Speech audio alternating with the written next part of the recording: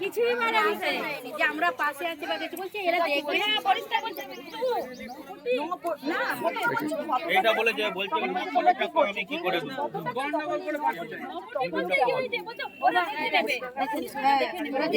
মানে যখনই শুনেছে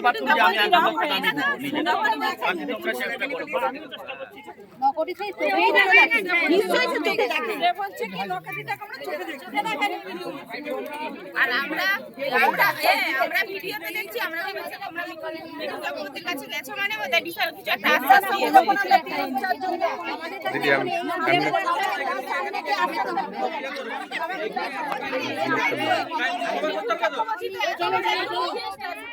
বলতে পারতো যে বাবু আছি এটা পর্যন্ত বললো নি এদের চরিত্র অনেক বেলা হয়েছে।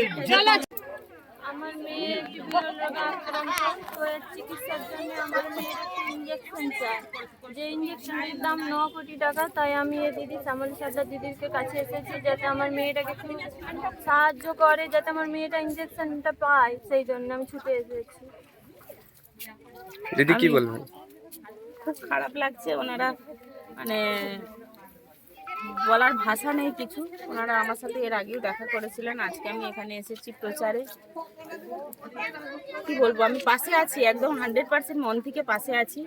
তো আমাদের এই ভোট পরবর্তী কয়েকটা দিন মিটে যাক। আমি এখন আমার নিজস্ব ব্যক্তিগতভাবে যতটুকু সামর্থ্য আমি সাহায্য করছি, কিন্তু শুধু তো এই ব্যক্তিগতভাবে এই সামান্য সাহায্যে কিছু হবে না, বড় একটা সাহায্যের দরকার আছে, সেটা আমি বুঝতে পারছি। পরবর্তীকালে সবার আশীর্বাদ নিয়ে আমি একটা জায়গায় পৌঁছালে, আমাদের দীপক অধিকারী আছে, আমাদের দেবদা, আমাদের মুখ্যমন্ত্রী আছেন, আমি সবার সাথে কথা বলবো এবং লড়াই করব।